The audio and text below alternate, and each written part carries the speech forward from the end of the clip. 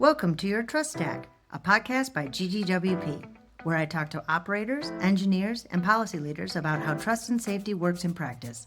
I'm your host, Joy Pagorni, and this episode, we are joined by Luc Delany from KID. Hello, we are here with Luc Delany, and he is from KID, but I'm going to let Luc speak a little bit more about himself. Thanks, Joy. It's really, really nice to speak with you. Yeah, so I work at KID. KID is a compliance platform. And what it means is it really helps companies to comply with all the different laws and regulations around the world. One of the big challenges that we have is fragmentation, different laws, different countries, different ages, different requirements. And it's always been a real head scratcher for companies to work out how do they operate around the world when you've got a global platform. And it used to be that you'd go country by country, feature by feature, trying to comply locally. And we realized actually we can build a tech layer for that, an infrastructure, product architecture layer to fix for that. And, I've spent 20 odd years working for very large tech companies who sometimes, even with all their might and power, will say, that's a bit too difficult. It's too hard to do that. And well, we've proved that we can do it. And so helping lots of companies around the world comply. Compliance, of course, is nice. It stops you getting fined. But really what you're doing is looking after your users, making sure they get an age-appropriate experience. And it's one of our core principles that if you're providing an age-appropriate and safer experience for your users, they're likely to stick around for longer. So it's good for business too. That's great. As someone who has been one on the other side, on the brand side, and often expected by the executive product teams, et cetera, to be an expert in all of the regulation as it's coming up, as it's evolving. It's great to know that there are vendors such as KID out there that can be a trusted helper or can help with implementation or any of that sort of stuff. So that's great to know about. So what we wanted to talk about today is pick one of the verticals of regulation that is in some respects haunting operators and some respects confounding operators. I don't know if anyone's really mastered or gotten a really great implementation out of this. But we can talk a little bit about that and see if there are any great examples of it. But let's talk a little bit about age assurance. And I thought you would be a great person to have that conversation with. Do you want to give a little bit of background on where we're at and how we came here? Yeah, absolutely. And your timing is great for this conversation. Just a couple of weeks ago, the Federal Trade Commission held a workshop in DC where they evaluated what is the state of the market. What do the US, who are fairly light on regulation when it comes to age assurance, and where states are trying to legislate, then there's always that federal state level trade-off. The overarching position that we're at today is not should we have age assurance? Should kids be prevented from seeing harmful content? Maybe legal content, maybe stuff that adults are allowed to see and view, but certainly kids shouldn't.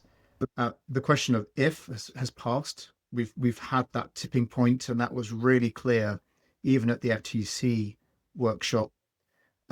It's now a question of how. How do we provide a level of age assurance that minimizes privacy risk, but allows people into services? We obviously want to make sure there's as minimal friction as possible. It shouldn't be expensive. It should be really easy to use, but also highly, highly privacy preserving and not encouraging people to hand out personal data to websites they may not know or trust. So we need to maintain those principles. I think we have had age assurance. It's been coming for a long time. In 20 odd years of working in the policy space, all the big tech firms said, don't worry, we've got this. Don't worry, we'll find a solution. Don't worry, we will protect our users. Please stay out of it. But evidence built up in the last decade that actually a lot of young people are harmed in some way from online services. Social media obviously takes a large part of the brunt of that. And we have cases, unfortunately, of children losing their lives or severely harming themselves from things like eating disorders or other really hard things to manage. Um, and regulators have started to step in. Um, and it's not just they started to step in; they started to step in years ago. Last year was when those first sets of laws began to actually hit, and they've hit in three different ways. There's kind of three different approaches around the world. The most obvious one that people talk about is Australia, which really has this very clear red line, which is no social media for people under the age of 60. Very clear red line ban. That approach is getting traction. My personal view is that that ban is a failure of services and society to get a grip on online content. Prohibition is the last thing you want to do, right? You want to be able to teach moderation. You want to be able to have algorithms that don't suck you down dark places or places that become unhealthy. But it's a blunt tool because the regulators have felt that those places aren't safe and they haven't been made safe. So as the red line ban is kind of route one. Route two is a slightly more nuanced approach, which is to regulate both access to services and content. So there, the age threshold, like in the UK with the Online Safety Act, is 13, in line with the digital age of consent, where you can actually consent to sharing your data to a service. And that basically says, do some age assurance, find out how old your users are. You don't have to blanket ban them, but you do have to make sure that the content they see is age appropriate. So that's regulating the access and the content. And then the third bucket, which is where the rest of the world sits currently, is we will continue to allow you, technology companies, to decide, but we have backstop powers. And if we see harm, we will come after you. And the chair of the FTC said at the end of January at this workshop, we are coming for you. We are looking actively for violations of the Child Online Privacy Protection Act for users in the States.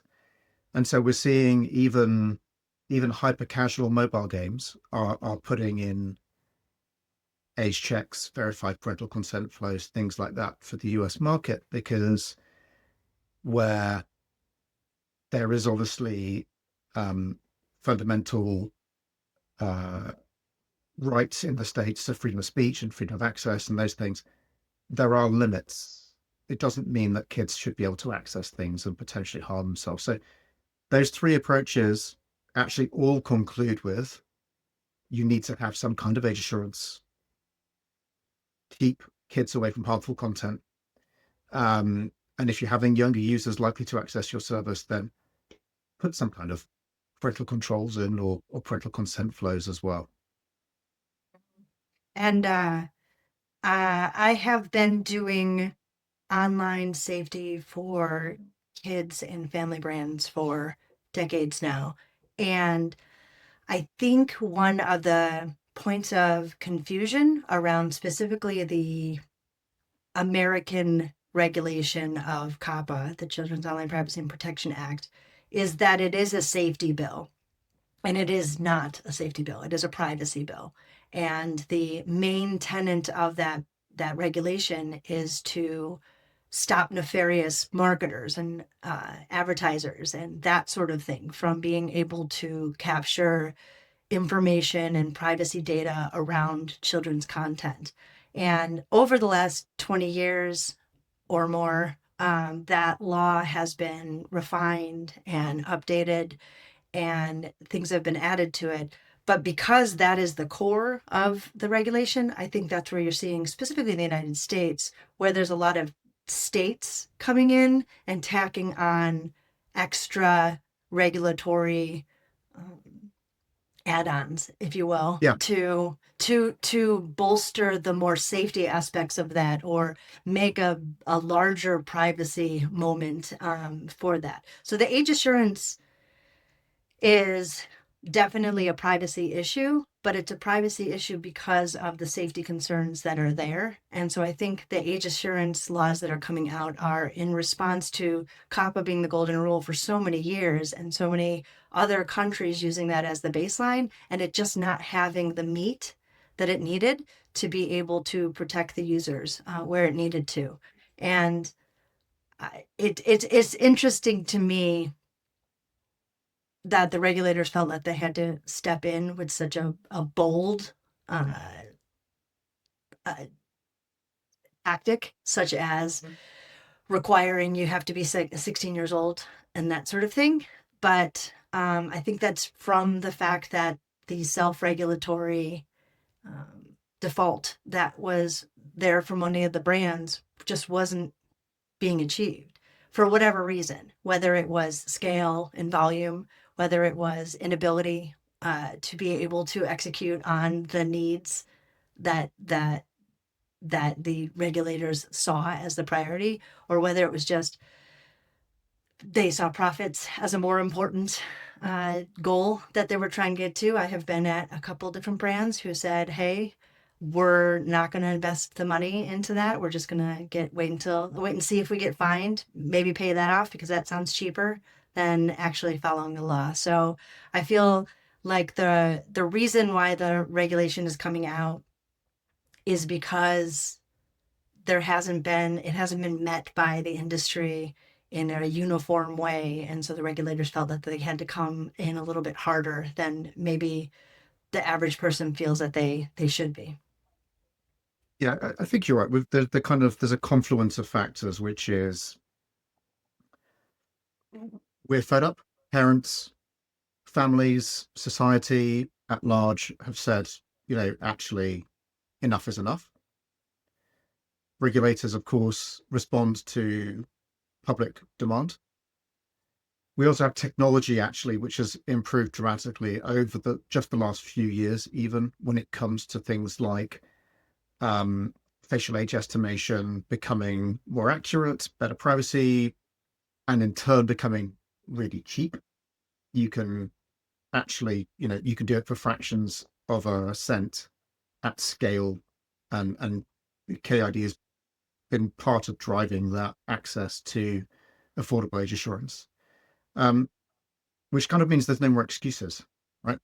If it's what everybody is saying that we need, the technology is there, and regulators have either regulated or have said, if you don't do it, we'll come out after you. In any case, there's really little room and little excuse anymore for not putting these protections in place. And if you look at last year, at the beginning of the year, it was unfathomable to think that some of these major tech platforms would implement any age assurance. They were saying, we'll fight the Online Safety Act, we'll fight the social media delay in Australia. And by the middle of the year, the vast majority were actually implementing. And by the end of the year, they've gone from fighting it to actually being proactive in leading interoperable solutions, joining initiatives like the Open Age Initiative, because it just has become the reality. Um, you know, for small developers, they're going to be looking to those platforms to rely on the App Store age signals if they're shared with them, or rely on platform policies that help them to be compliant. And so it's changing across the whole ecosystem end to end. And that actually gives me hope, um, as a person, not for my business, but just as a person, that we are starting to see the benefits at large from just a little bit of moderation. Um, and I don't just mean moderating, taking content out. I mean, we realize that constant doom scrolling isn't good for us. We realize that being able to see um, horrible things that have happened elsewhere is a bad move. You can you're still seeing algorithms on your social media, which I think will be the next thing that really come under scrutiny, where you might see you start off seeing a video of I'm a middle-aged white man, so I might see a video of a fast car, and I'm like, oh, that's fun. And then suddenly it's like, now I'm starting to get sucked into kind of slightly hateful manosphere content. Like, why are you doing that to me? And I think we're just going to kind of people are just taking control of their own experiences and choosing better for themselves as well as all of this becomes far better understood. We're Yeah. seeing a divergence in approach still from some platforms where those who get it are putting age assurance in place. We're going to see in the next week or so a major platform um, follow Roblox lead and do global age assurance to have a team by default. That will be team by default. You can still have a great experience. You can do everything that you want. You can have a perfectly wonderful time, chat with your friends about gaming. Uh, but if you want to access the more adult areas, just do a quick age assurance. It takes 3 seconds if you're doing it with the right platform, and it's as privacy preserving as it can be. So the easier it gets, the cheaper it gets, the more normal it gets, the more people like me will expect it to be there. And if I'm on a platform that doesn't offer that, I'm probably just going to switch. Yeah, thinking about when people find out that I'm in trust and safety at kind of general gaming events or general at trust and safety events is different. I'm with my people. But when I'm at a general event, a brand safety or just a brand event with media publishers, that sort of thing, and it usually happens when I'm in more freedom of speech kind of places. Now the United States, it wasn't like that before, but now the United States is one of those places. But a lot of Eastern European, the Nordics, I hear a lot of people have arguments around the why should I have to care about this? Why should I have to share my information to save, to for the safety of other people? And when you think about Roblox, to me it seems like sure, they may take a small hit initially. They can make it up. They are proven to be a money making machine, but they can figure out a way for it to work. They have a large, I would say majority, they would not say majority child audience, but they have a large child audience. It makes sense for them to prioritize this and come up with a solution. But say a porn site or something that's even more political and adult minded where they're either have always worked on preventing youth from being in their audience, or youth is just not a natural place for them to be, like a lot of politics sites, a lot of um, deeply uh, subject matter expertise sort of sites. They feel like this is an undue burden that they have to put on to that their registration process, their collecting of data process. What are you seeing as the not argument, but way that we address those sorts of concerns in the marketplace? I I agree that they should not be overly collecting loads of people's data. I also don't agree, though, that that's necessary. You don't have to be collecting people's data with the more privacy preserving forms of age assurance. And I'm not here to kind of pitch or sell any particular solution, but we as KID have a facial age estimation partner that allows a user to prove their age using facial age estimation on their device. The only signal that the platform receives is a pass or fail. So no one is collecting biometrics, no one is storing images, no one is um, keeping a hold of any data unnecessarily. It's, do you let this person in or not? Things like ID checks of your driving license plus aliveness still requires actually that image to be sent to a server. It does, but then it's destroyed. The only signal the platform receives is a pass or a fail for the criteria that they set. Now, that's not perfect because what I've just described still requires you to effectively verify to every service. And that's fine if you're setting up an account on Discord or something, and that's fine. If you're accessing an adult site, maybe you don't want to set up an account. And actually, the idea of re-verifying, even if you're setting up an account, becomes a scale problem for the internet. So that's where interoperable solutions start to become quite interesting. And we launched the Open Age Initiative in December last year to try and tackle exactly this problem. There are other solutions around interoperability that have been mooted, but they're largely about interoperability between service providers or between vendors. But what's interoperable for me as a person isn't that I can, you know, it's not about me using my credit card everywhere, but that is a great example of interoperability. In this circumstance, it's me owning my data rather than platform A owning my data and sharing that with platform B. I don't want that version of interoperability. I want Luke to own his age signal. I want me to have it, and I can choose which service to share with and when and in what format. There are a few ideas and models around how that works. Download a digital wallet, upload your driving license into that. And that's perfectly valid if I do want to identify myself.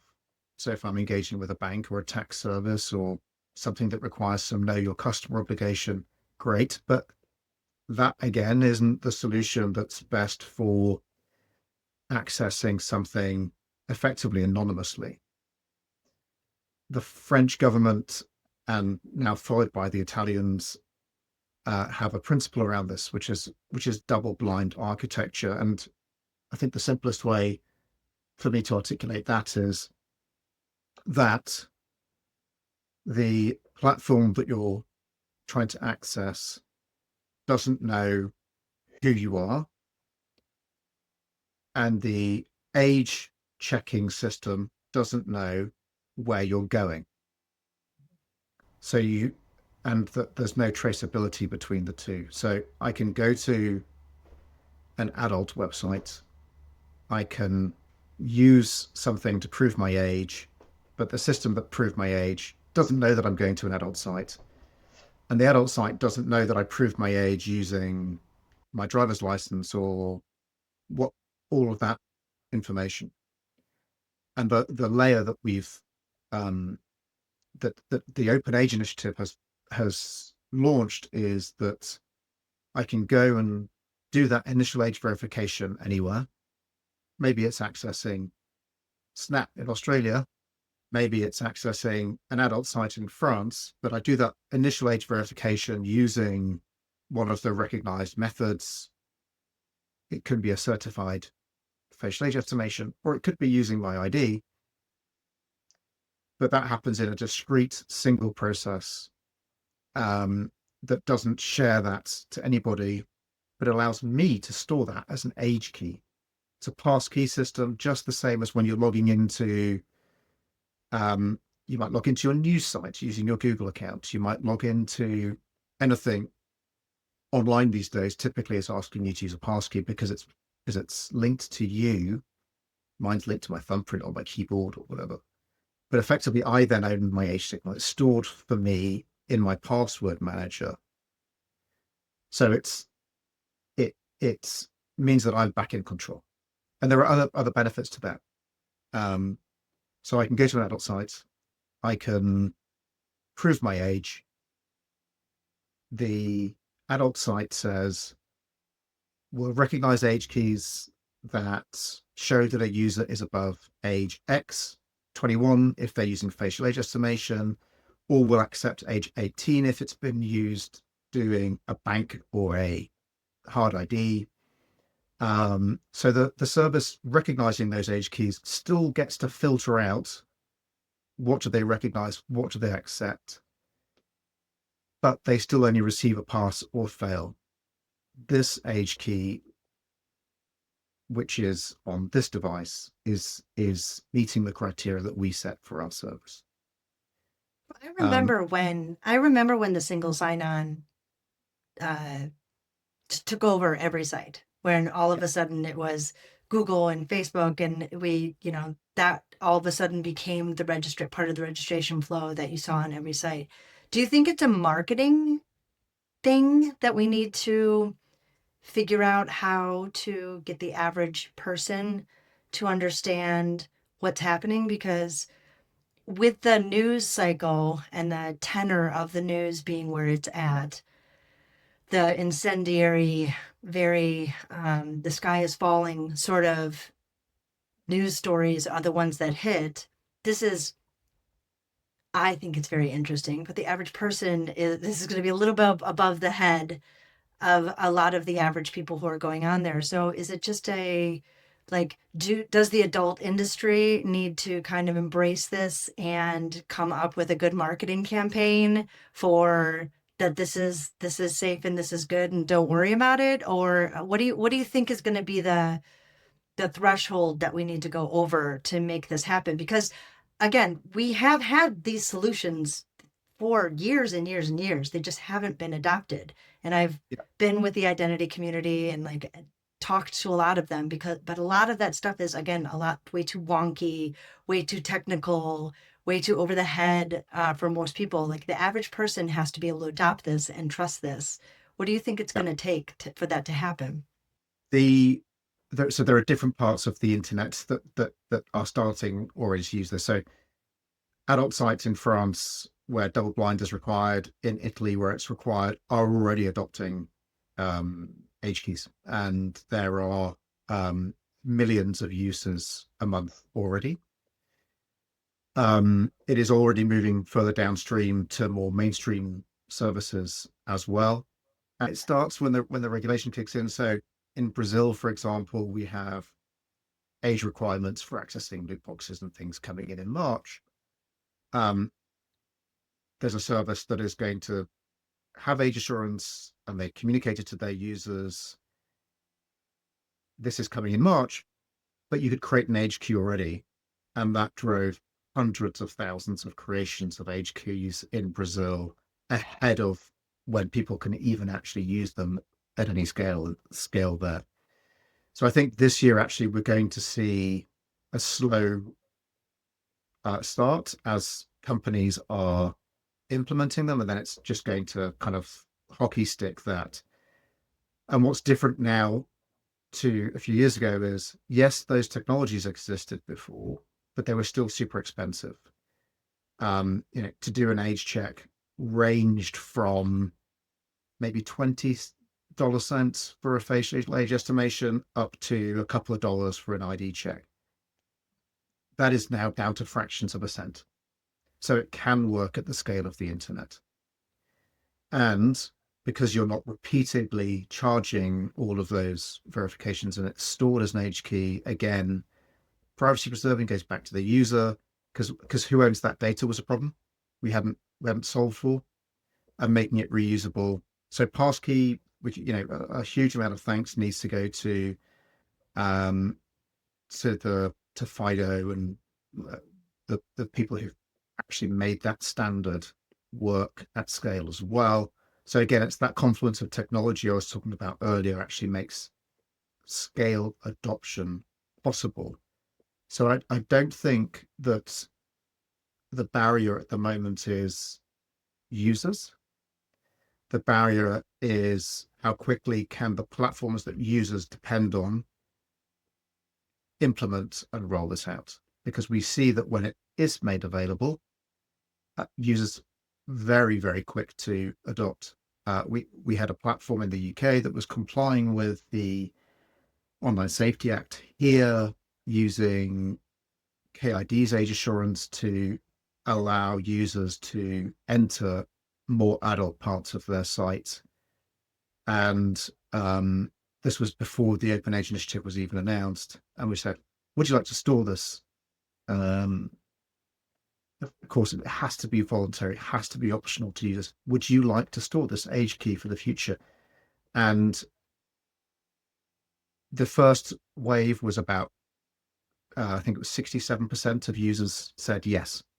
And now that it's more publicly known, it's over 80% of people say yes.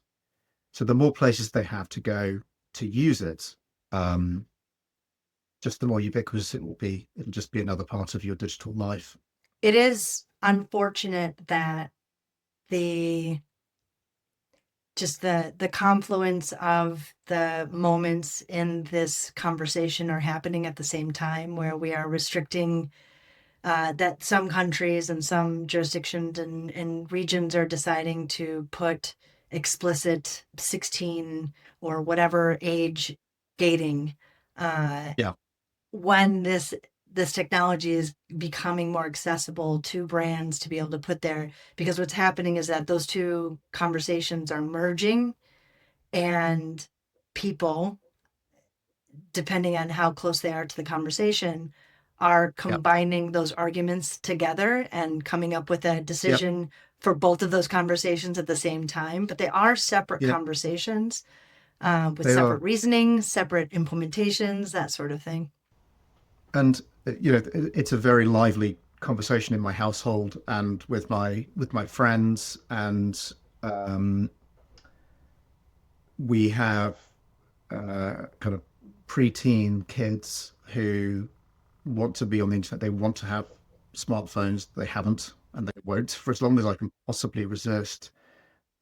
Which is hypocritical, because I think that actually, the smartphone-free childhood is a huge movement that's getting huge traction here as well. Partly in thanks to Jonathan Haidt's book, about the anxious generation. That book's had a huge amount of traction, but it's also been roundly criticized by the academic community. So that's where I'm kind of like, I do understand as a parent, prohibition is far easier than trying to set up the device, having difficult conversations, having to go and check the device again, checking that conversation. Can you trust your kid to tell you the truth always? And it's easier just to ban it than it is to address the issue. And it is tricky. There isn't that easy answer. My preference would always be allow the kids to have access to the technology, and that the technology that you allow them to have has a responsibility to be safe and have that age assurance. The the blanket ban is a failure of services, and it's a failure of us to address the content. The unfortunate part of it is that that conversation is just a piece of the conversation too. Like, you are an engaged parent, and the Mm-hmm. people having that conversation are engaged, caring parents, whether they're going to the abolition side or the freedom and conversation to their kids side. There's an entire population out there that I like to think that the regulators are more concerned with, which is the those who don't, those children and disadvantaged groups who don't have the benefit of having that engaged parent or community access. And the regulators have to think about those communities as well. And I Absolutely. don't think that gets brought up as much as it should, because the people who are engaging in this conversation and who care and read the articles and stay up on the news and submit the public comments are the people who are engaged and have valid points wherever they're coming from in that. But then there's this entire population of, I mean, I don't want to say neglected, but basically kids who are out there on their own, Yep. and we're just trusting the brands to self-regulate to wherever their ethics are, to wherever their budgets are. And that's where Yep. the regulars came in, because there was no consistency on that brand side of being able to protect those disadvantaged communities of kids, or just folks who don't have the access to the information and the opportunities that other people have. Yep. Oh, we have this catch-22, this paradox that kids who are online are safer than kids who are offline. This is work that's been done with UNICEF. We're part of a group there called COPPA, which is through protection through online participation. A young vulnerable person who may be in a violent situation at home, or they're exposed to alcohol abuse or sexual abuse, or they are trying to explore their own sexuality, but their community or their immediate family are problematic, or any kind of area that an individual may need some kind of help with that their immediate environment can't provide them. Having access to the internet generally makes them safer because they can find help, they can find information. It also creates risk because they're obviously a vulnerable person in some capacity in some way. Even neurodiversity makes you more likely to be vulnerable to strangers. There's a lot of evidence around this. So there is this paradox of you are safer if you have access to more information and materials, but it can also make you vulnerable in other ways. But that is a conversation, that is a way that is something that we can help navigate by reducing those risk vectors, reducing access to certain platforms, reducing access to certain content,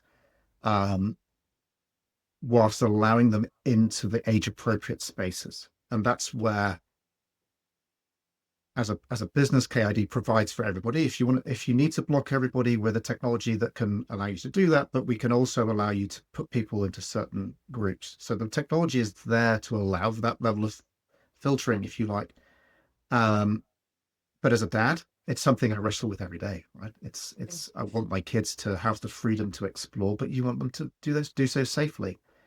And even, I mean, particularly perhaps where I live is a very nice, leafy, safe area. And it's like, I actually think my kids need to encounter slightly more danger in their day-to-day life because the rest of the world is quite big and ugly, and they need to know how to handle themselves. And you only build resilience through some exposure to things. So it is a wrestling match every day. But my preference still is towards, you need to prepare your child for the road, not the road for the child. And if you just make everything banned, sanitized, put them in a clinically, scrubbed down area, when they do hit the real world, they'll find it significantly harder. So Yeah. And the research backs that up. mm, That does not convince most of the communities who decide that the sanitized childhood is the way that they need to go. But that's a completely other podcast that we can have. I may just have, because I definitely want to do a couple on just kids and the topics around kids and families and how that all works. But it does go back to the concept of interoperability that we were talking about before, and that there's no one size fits all, and you have to have varied methods of being able to not only enact the safeguards for the regulation, but safeguards for the community, for the different goals and that sort of thing. So it's an evolving conversation, ever evolving. I mean, if you're interested in policy, like I have found the last 2 decades have been uh, a nonstop news cycle for this sort of information. yeah, So speaking of, you have something that is being released that speaks about a lot of the policy stuff that's happening right now. Did you want to talk a little bit about that report? Yeah, absolutely. Thanks for bringing that up because a lot of colleagues have been working on this with me, but I've been holding the pen largely on this report, the State of the Age report, and it's something that we've done the last couple of years where the 2024 report was, there's a lot of laws coming, and 2025 report a year ago was, and they're coming this year. And then the report this year is several times longer because actually we're reporting on what has happened this year. We have had the age assurance technology trial in Australia, 40 odd companies actually being rigorously tested. And the conclusion was, oh, yeah, this stuff works. We can actually use it. We had the age verification day in June in the UK, where for the first time, a country anywhere in the world has made it mandatory, followed by Australia later in the year, last year with that 10th of December deadline. But also woven between those deadlines, we've had things like the Free Speech Coalition, battling age restrictions in adult sites in the States, but also supportive of privacy preserving age assurance coming out in favor of the Open Age Initiative. Because it's not that they are anti kids seeing adult stuff. They don't want kids on those sites, but they don't want to force people to hand over their IDs. So the report kind of covers some of those twists and turns of the regulations that have actually come into play, what happened, what's coming up this year, and how have regulators, companies, and civil society responded to those things throughout the year. Not to be a kind of spoiler alert for it, it's a really long report. That was the best summary of it. Is that really we've moved from regulatory and technological theory to a really operational status where compliance isn't a point solution, it's part of your infrastructure as a business. And if the longer you delay accepting that reality as a business, the harder it's going to be to catch up, perhaps. And you're going to end up blocking yourself in some countries, and then more countries, and then more countries. And your users will simply go to places where they feel more comfortable and are feeling happier and safer. And again, that's what people are reporting from the UK, from Australia. Teens feel less anxious about going on social media if they know they're not going to see a beheading video, because the regulators have said, guess what? Don't show that to teenagers because it's probably not a good idea. Yeah. And Probably not a we've good got idea for adults as well. So, no, I agree. That's my preference. However, if it's in a news context, it doesn't mean that it's necessarily inappropriate. yeah. But the infrastructure is there. It's ready. It's now implementation at scale. And like I said, we've seen Roblox has started some of that. They've done millions of checks already. There's another major platform that by the time this is out, will have announced also they're doing global age assurance for global teen experience. It's just the way of the world now, and I find that super encouraging. Well, if people want to read this long, proving to be an interesting read report, where can they find that, and where can they find out more information about KID and yourself? Yep. So our website is k-id.com. I'm Luc, Luc, at k-id.com. The report will be on our website. We'll have it on our LinkedIn as well. You can find us there. Lots of interesting information about online safety, consumer protection, privacy, how that all works together. That's great. Well, thank you so much for having this conversation. I love having these conversations, and it was really great to have it with someone who is equally as excited to talk about these sorts of policy implementations. Thank you for Thanks. having me. I hope you'll have me back one day. Of course.